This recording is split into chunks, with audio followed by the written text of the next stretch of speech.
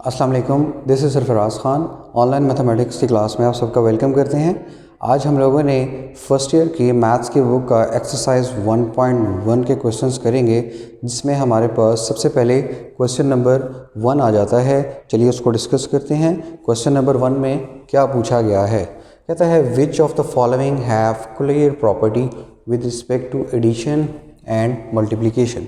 ये दो sets given है हमारे पास। हमने ये बताना है कि इन दोनों में से clear property with respect to addition और उसके साथ साथ मल्टीप्लिकेशन कौन कौन सा होल्ड करता है। तो चलिए स्टार्ट करते हैं। आप देख रहे हैं कि इसका थर्ड पार्ट है, इसमें सेट्स है जिसके अंदर एलिमेंट है 0 एंड -1।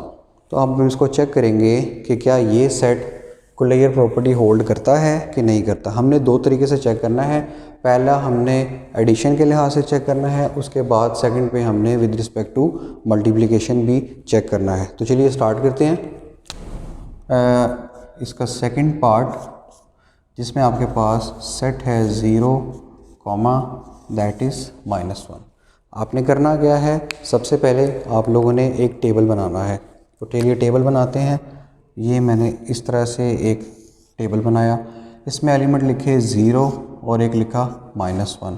फिर आपने क्या करना है, ये लाइन खाली है तो जो एलिमेंट्स ऊपर लिखे हैं सेम टू सेम वही एलिमेंट्स आपने नीचे लिखने हैं। अब देख रहे हो कि ये जगह भी फिल हो गई, ये जगह भी फिल हो गई, ये जगह रह गई है। यहाँ पर क्या लिखेंगे, यहाँ पर हम वो ऑपरेशन लिखेंगे जो हमने करना है। सबसे पहले हमने करनी है एडिशन। तो सबसे पहले हम यहाँ पर ऑपरेशन लिखते हैं एडिशन का। तो हमें पता चल गया कि हमने एडिशन के ऑपरेशन के तहत चेक करना है क्या ये सेट क्लियर प्रॉपर्टी होल्ड करता है या नहीं करता। तो आइए चेक करते हैं। सबसे पहले इस टेबल को थोड़ा सा हम ज़रा खूबसूरत कर लेते हैं। चलिए, तो ये हमारे पास जो है हमारा टेबल बन गया। अब इसके अंदर एलिमेंट्स लिखते हैं। आप देख रहे हो कि ये 0 है, ऊपर भी 0 है और दरमियान में क्या है, प्लस है। तो 0 और 0 को जब मैं प्लस करूँगा तो मेरे पास ये ब्लू कलर से जो आंसर आएंगे वो है 0। फिर 0 और -1 को प्लस करूँगा तो मेरे पास आंसर आएगा -1। फिर इस एलिमेंट की बारी, -1 को ऊपर एलिमेंट 0 में ऐड करूँगा तो आंसर आएगा -1। फिर -1 को -1 में ऐड करूँगा तो मेरे पास क्या आंसर आएगा, -2 आंसर आएगा। ठीक हो गया।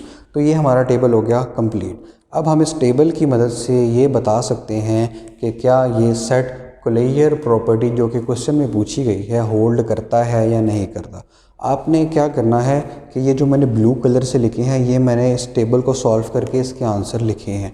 आपने इनके आंसर्स को फॉलो करना है। देखना है कि ये 0 पहला एलिमेंट है, जो एलिमेंट्स आएगा आपने ये देखना है कि क्या वो इस सेट में मौजूद है या नहीं मौजूद। आप देख रहे हो कि 0 वो इस सेट में मौजूद है, तो फिर -1 वो भी इस सेट में मौजूद है। फिर हो गया फिर से -1 वो भी इस सेट में मौजूद है। यहाँ पे एलिमेंट आ रहा है -2। आप देख सकते हैं कि ये -2 जो है इस सेट में मौजूद नहीं है। तो जब भी कोई ऐसा एलिमेंट आ जाए टेबल बना के, जब आप आंसर निकालेंगे उसमें एक भी एलिमेंट आ जाए जो इस सेट में मौजूद ना हो, जो आपका गिवन सेट है, तो हम कह सकते हैं कि वो सेट क्लियर प्रॉपर्टी होल्ड नहीं करता। ठीक हो गया। तो हम यहाँ पर कहेंगे कि इसको अगर हम नाम दे देते हैं किसी सेट का कि ये कोई सेट A है, तो मैं कहूँगा -2 hair -2 does not belong to A, so the set A does not hold clear property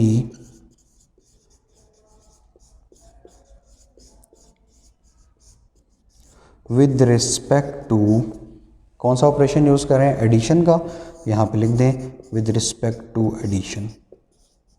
तो ये हमारा पहला सेट चेक हो गया कि ये क्लियर प्रॉपर्टी होल्ड करता है या नहीं करता। अब इसी सेट को उसने बोला है कि विद रिस्पेक्ट टू एडिशन के साथ साथ क्वेश्चंस में आपको नज़र आ रहा होगा विद रिस्पेक्ट टू मल्टीप्लिकेशन भी आपने चेक करना है। तो आइए एक और टेबल बनाते हैं और उसमें प्लस की जगह हम लोग मल्टीप्लाई करते हैं। तो चलिए टेबल बनाते हैं। एलिमेंट्स लिख लिए 0 और फिर लिख लिया -1। उसी तरह से यहाँ पे लिखा 0 और फिर लिखा -1। अब यहाँ पे जगह खाली है तो यहाँ पे हम लिखेंगे मल्टीप्लाई। अब टेबल को कंप्लीट करते हैं, तो ये हमने टेबल को कंप्लीट कर दिया। तो ये हमारा जो है एक छोटा सा टेबल बन चुका है। अब हम इस टेबल को करेंगे फिलअप और हम पता लगाएंगे कि ये सेट जो है वो कुलैयर प्रॉपर्टी होल्ड करता है या नहीं करता। चलिए, 0 को 0 के साथ जब भी आप मल्टीप्लाई करेंगे तो आपको पता है आपका आंसर आएगा 0। फिर 0 को -1 के साथ जब मल्टीप्लाई करेंगे तो आंसर आएगा 0। फिर -1 को जब इस 0 के साथ मल्टीप्लाई करेंगे तो फिर से आंसर आएगा 0। फिर -1 को -1 के साथ मल्टीप्लाई करेंगे तो आंसर आएगा +1। अब हमारा टेबल हो गया कंप्लीट। ये जो मैंने ब्लू मार्कर से लिखा है, अब ये ब्लू एलिमेंट्स आपने चेक करने हैं कि वो इस गिवन सेट ए में हैं या नहीं। चलिए देखते हैं। ये 0 इस सेट में मौजूद है, फिर दोबारा से 0 वो भी इस सेट में मौजूद है, फिर 0 वो भी इस सेट में मौजूद है, लास्ट पे है 1 जो कि इस सेट में मौजूद नहीं है क्योंकि सेट में 0 है और -1 है। तो इसका मतलब एक एलिमेंट ऐसा आ गया जो इस सेट में मौजूद नहीं है, तो ये सेट भी कुलैयर प्रॉपर्टी होल्ड नहीं करता। तो आइए हम लिखते हैं, तो here 1 does not belong to set A. Set A हमारा ये सेट है, तो हम लिखेंगे so set A does not hold closure property with respect to, अब किसके रिस्पेक्ट से? मल्टीप्लिकेशन के लिहाज से। यहाँ पे हम लिखेंगे विद रिस्पेक्ट टू मल्टीप्लिकेशन। तो इस तरह से हमने चेक करना है कि आपका सेट जो है ये closure property with respect to addition और मल्टीप्लिकेशन होल्ड करता है या नहीं करता। ठीक है, तो उसके बाद हमारे पास एक और सेट गिवन है जो कि है 1 और -1। आइए अब इसको भी चेक कर लेते हैं।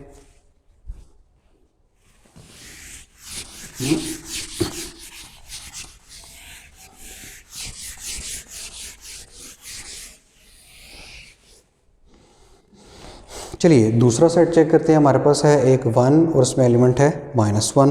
तो आप इसको भी कोई नाम दे दें। लेट कर लें, आपके पास सेट ए है जिसमें एलिमेंट है 1 और -1। चलिए टेबल बनाते हैं इसका भी। तो वेरी सिंपल, ये आ गया टेबल, ऊपर आ गया एलिमेंट 1, दूसरा आ गया -1, 1 फिर आ गया -1। ऑपरेशन कौन सा लगाएंगे? पहले हमने विद रिस्पेक्ट टू एडिशन करना है तो हम यहाँ पे प्लस लगा लेते हैं। टेबल को करते हैं कंप्लीट, तो ये हमारा बन गया टेबल। चलिए जी, ये हमारा हो गया टेबल तैयार। अब इसके अंदर हम एलिमेंट्स लिखते हैं। 1 को 1 में प्लस करें, आंसर आएगा 2। 1 को 1 में प्लस -1 में प्लस करें, आंसर आएगा 0। फिर -1 को 1 में प्लस करेंगे, आंसर आएगा 0। -1 को -1 में प्लस करेंगे, आंसर आएगा -2। अब देख रहे हैं कि ब्लू कलर में जो एलिमेंट्स आए हैं क्या वो सेट में मौजूद हैं? मुझे नज़र आ रहा है कि सेट में मौजूद नहीं है। देख रहे हैं 2 है वो भी सेट में नहीं है, -2 भी सेट में नहीं है, 0 भी जो है वो इस सेट में नहीं है। तो इसका मतलब है तमाम एलिमेंट जो भी आंसर में आए हैं वो इस सेट में मौजूद नहीं है। तो आप लिखेंगे here all the elements in the table does not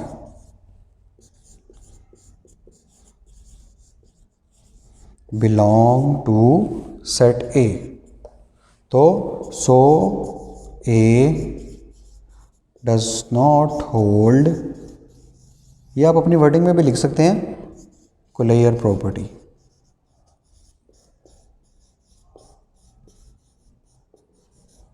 चलिए अब ये चेक हो गया विद रिस्पेक्ट टू एडिशन। अब इसी को चेक करते हैं विद रिस्पेक्ट टू मल्टीप्लिकेशन। तो आइए बनाते हैं टेबल। हमारा सेट है 1 -1 1 -1, यहाँ पे लिखा मल्टीप्लाई और ये हम टेबल को करते हैं कंप्लीट।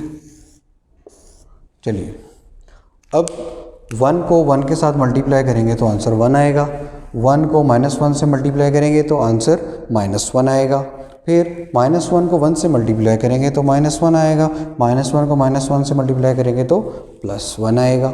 आप देख रहे हो कि अब फर्स्ट 1 है वो इस सेट में मौजूद है, -1 है वो भी इस सेट में मौजूद है, फिर -1 और 1 यानी कि जितने भी एलिमेंट्स आ रहे हैं वो सारे के सारे सेट ए में अब मौजूद हैं। इसका मतलब जब तमाम एलिमेंट्स इस सेट में मौजूद होंगे तो वो सेट कोलेयर प्रॉपर्टी होल्ड करेगा।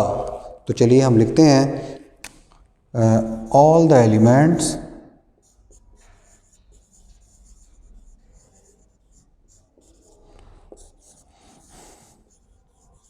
belongs to set A। So simple आप लिख लें इट होल्ड कोलेयर प्रॉपर्टी।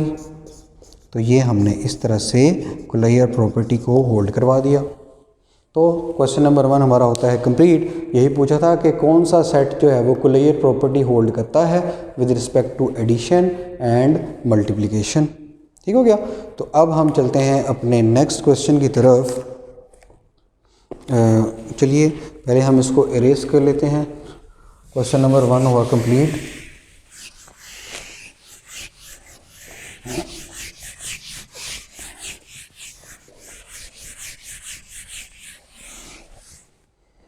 अब हम करने जा रहे हैं क्वेश्चन नंबर 1 के बाद 3 क्वेश्चन, सॉरी क्वेश्चन नंबर 4, जो कि है prove the following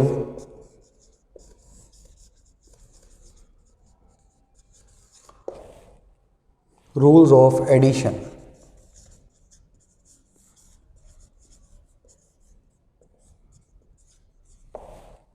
first part A/C plus B/C is equal to A plus B/C।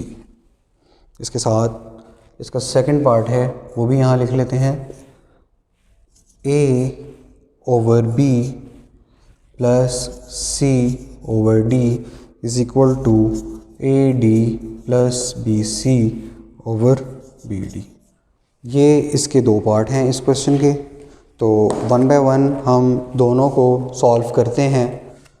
बेटा क्या करना है students, prove the following rules of addition. Addition के रूल्स को हमने प्रूव करना है। फर्स्ट पार्ट पे आते हैं। फर्स्ट पार्ट पे जो कि है A/C plus B/C is equal to A plus B/C। अब आपको नज़र आ रहा होगा कि अगर आप इन दोनों का एलसीएम ले लेते हैं A/C का और B/C का, देखिएगा तो आप कहेंगे सर A प्लस B/C आएगा और प्रूव हो जाएगा। लेकिन इतनी आसानी से प्रूव नहीं होगा, क्योंकि आप अब इंटरमीडिएट लेवल पे आ चुके हैं। तो आपको जो है एलसीएम लेके इसको प्रूव नहीं करना। बैक एंड पे जब भी आप एलसीएम लेके प्रूव करते हैं तो इसके पीछे कुछ ना कुछ रूल्स होते हैं जो फॉलो होते हैं। तो चलिए हम वो रूल्स अब लिखेंगे कि कौन कौन से रूल्स फॉलो होते हैं कि जिसके तहत एलसीएम लिया जाता है और बाद में आंसर जो है वो A प्लस B/C आ जाता है। तो स्टार्ट करते हैं। हम पिक करेंगे अपनी लेफ़्ट हैंड साइड को, जिसमें हमारे पास A/C प्लस B/C आ रहा है। आप देख रहे हो कि A/C प्लस B/C में C जो है इन दोनों वैल्यू से डिवाइड हो रहा है। आप इसको इस तरह से लिख लो, A multiply by 1/C plus B multiply by 1/C। देख रहे हो कि C जो है वो अब भी डिवाइड ही हो रहा है। पहले भी C A से डिवाइड हो रहा था, फिर बाद में B से डिवाइड हो रहा था। तो अब मैंने इस फॉर्म में लिख लिया कि A जब 1 से मल्टीप्लाई होगा तो A को A/C आ जाएगा, B जब 1 से मल्टीप्लाई होगा तो B/C। ऊपर वाला एक्सप्रेशन को मैंने इस तरह ब्रेक करके लिख लिया।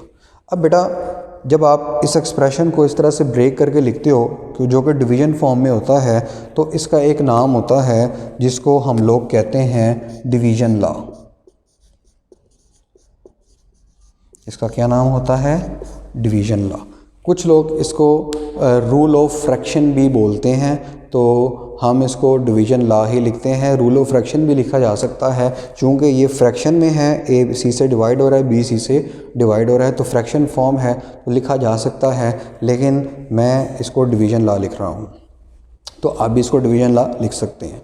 अब क्या करें कि 1/c दोनों के पास है, तो आप इसमें से 1/c कॉमन निकाल सकते हो, तो आप इसको ऐसे लिख लो, a plus B into 1/c। देख रहे हो, क्योंकि 1/c a के पास भी डिस्ट्रीब्यूट हो रहा है, 1/c b को भी डिस्ट्रीब्यूट हो रहा है। डिस्ट्रीब्यूट होने का मतलब है सबको कुछ ना कुछ मिलना, तो 1/c a को भी मिला हुआ है, 1/c b को भी मिला हुआ है, तो मैंने इसको ऐसे लिख दिया। जब ये इससे मल्टीप्लाई होगा तो ये a 1/c से भी मल्टीप्लाई होगा, फिर b 1/c से भी मल्टीप्लाई होगा, तो यानी कि इसने दोनों के पास जाके डिस्ट्रीब्यूट होना है। किसने? 1/c ने a के पास भी जाना है, 1/c ने b के पास भी जाना है। तो जिस रूल के तहत ये इसके पास जाता है, हम इसको लिखते हैं डिस्ट्रीब्यूटिव लॉ। हम इसको क्या लिखते हैं? डिस्ट्रीब्यूटिव लॉ लिखते हैं। अब आप क्या करते हो, a प्लस बी मल्टीप्लाई हो रहा है 1 के साथ, तो इसको मल्टीप्लाई करवा दें 1 के साथ, और क्या आएगा फिर? Divided by c। तो आपने इसको क्या किया, a प्लस बी को 1 से मल्टीप्लाई किया, तो जिस रूल के तहत ये मल्टीप्लाई होता है इसको कहते हैं मल्टीप्लिकेशन लॉ।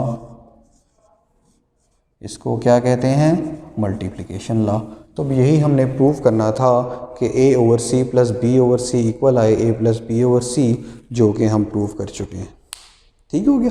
वैसे तो ऑल दो आप लोग छोटी क्लासेस में एलसीएम लेके सिंपल सॉल्व करते रहे हैं, अब वो एलसीएम लेके सॉल्व तो हो जाता है, लेकिन उसके पीछे जो स्टेप्स फॉलो होते हैं, जो हम छोड़ देते हैं, वो ये स्टेप होते हैं जो मैंने यहाँ आपको करके दिखाए हैं। चलिए अब इसके सेकंड पार्ट की तरफ चलते हैं, जो कि है आपके पास a/b प्लस c/d। तो हम इसको यहीं से दोबारा स्टार्ट कर लेते हैं। इसका सेकंड पार्ट है हमारे पास, second part a/b plus c/d। इसको इक्वल प्रूफ करना है AD प्लस BC/BD। तो लेफ्ट हैंड साइड को पिक किया, A/B प्लस C/D। अब इसमें और फर्स्ट पार्ट में थोड़ा सा फ़र्क है। अब फर्स्ट पार्ट में देख रहे थे ए के नीचे भी C डिवाइड हो रहा है, बी के नीचे भी C डिवाइड हो रहा है, लेकिन इसमें ए के नीचे B डिवाइड हो रहा है, C के नीचे D, यानी कि अलग अलग वैल्यूज़ डिवाइड हो रही हैं। तो हमने इसको करना फर्स्ट पार्ट की तरह ही है, जिसमें सेम वैल्यू डिवाइड हो रही हैं। अब सेम वैल्यू डिवाइड होने के लिए मुझे क्या करना पड़ेगा? दोनों को सेम करना पड़ेगा। तो सेम करने के लिए आप देख रहे हैं, दोनों का अगर मैं एलसीएम लूँ तो वो होता है BD। क्या होता है? BD। अब इस B को BD बनाने के लिए D से मल्टीप्लाई करना पड़ेगा, फिर इस D को BD बनाने के लिए B से मल्टीप्लाई करना पड़ेगा। तो आप ऐसा करें कि लिखें मल्टीप्लाइंग,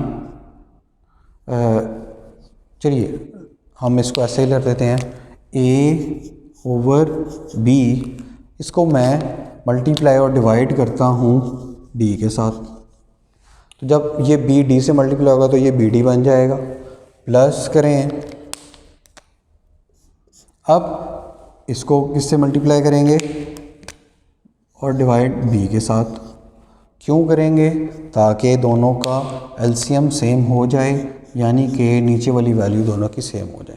ये ब्लू से मैंने जो लिखा है ये मैंने खुद से मल्टीप्लाई और डिवाइड किया है। अब क्या करना है, जब भी आप का डिनोमिनेटर सेम करेंगे, देखें बी डी से मल्टीप्लाई हो जाएगा BD बन जाएगा, बी डी से मल्टीप्लाई हो जाएगा BD बन जाएगा, यानी कि दोनों के डिनोमिनेटर की वैल्यूज़ जो हैं वो सेम हो जाएंगी।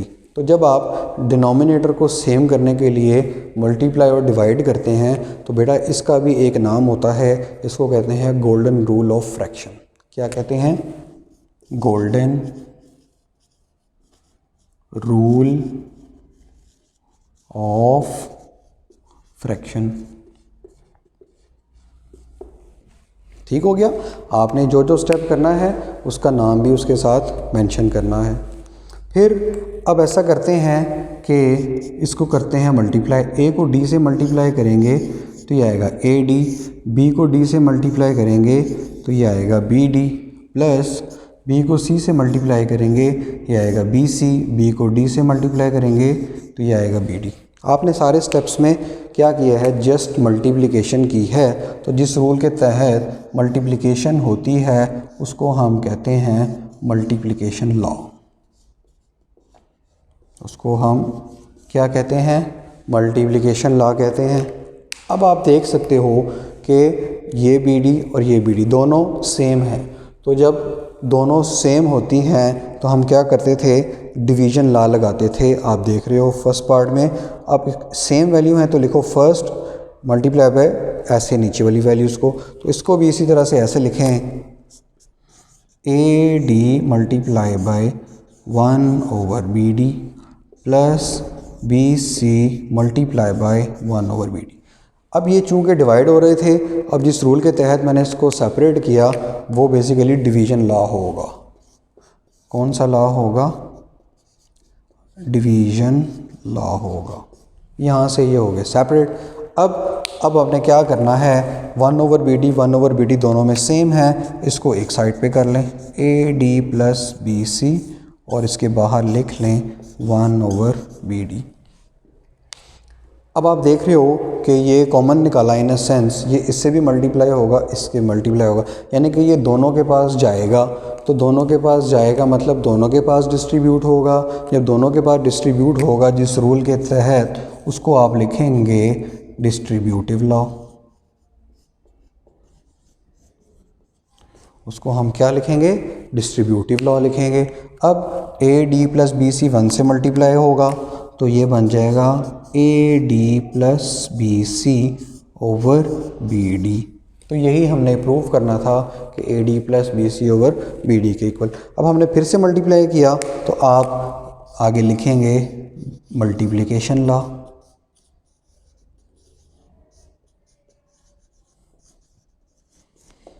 तो इस तरह से हमारे जो हैं वो क्वेश्चन नंबर 4 के दोनों पार्ट जो हैं वो सॉल्व हो जाएंगे। चलिए अब आगे चलते हैं। हमारे पास क्वेश्चन नंबर 4 के बाद क्वेश्चन नंबर 5 है। तो क्वेश्चन नंबर हम 5 को करते हैं।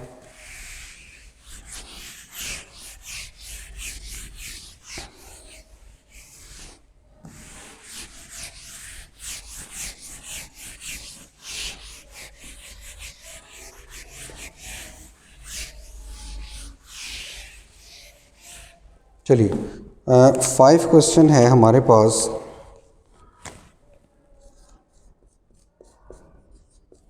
Question number 5, prove that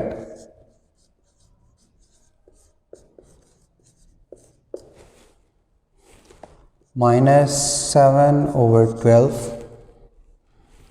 -5/18 that should be equal to -21 -10/36। अब इसको भी उसी तरह से प्रूव करना है जैसे हमने भी पिछले पार्ट किए हैं।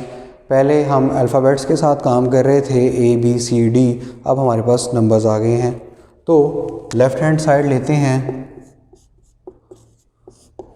लेफ़्ट हैंड साइड आपके पास है -7/12 -5/18। अब आपने देख रहे हो कि राइट साइड पे एलसीएम आया हुआ है 36।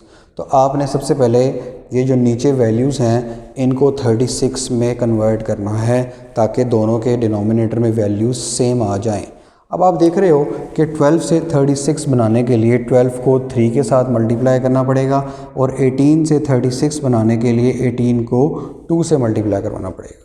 तो हम इसी तरह से ही करेंगे। सबसे पहला काम हम करते हैं -7/12, इसको मल्टीप्लाई और डिवाइड करेंगे 3 के साथ, क्योंकि जो चीज़ इधर लानी है तो फिर ऊपर भी वही चीज़ आनी चाहिए ताकि इक्वेशन को फ़र्क ना पड़े।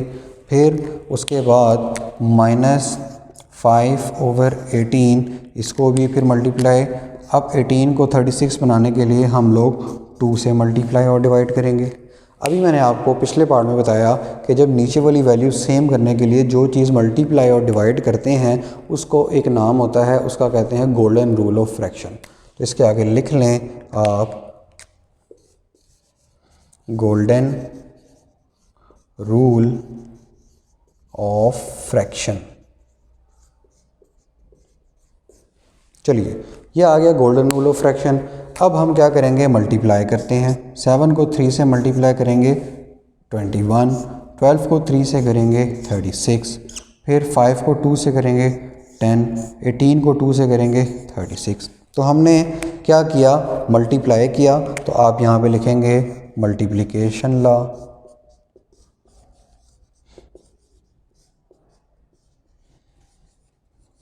तो हमने यहाँ पर लिख दिया मल्टीप्लिकेशन लॉ। अब आप देख रहे हो दोनों के नीचे वैल्यूज़ हो गई हैं सेम। जब सेम वैल्यूज़ होती हैं तो अभी मैंने आपको बताया इसको कर देना है स्प्लिट लाइक दिस, फिर आपने इसको भी स्प्लिट कर दिया। अब जिस रूल के तहत ये स्प्लिट होती हैं वैल्यूज़ वो मैंने आपको बताया, उसको कहते हैं golden rule of fraction. Sorry, इसको कहते हैं हम डिवीज़न लॉ।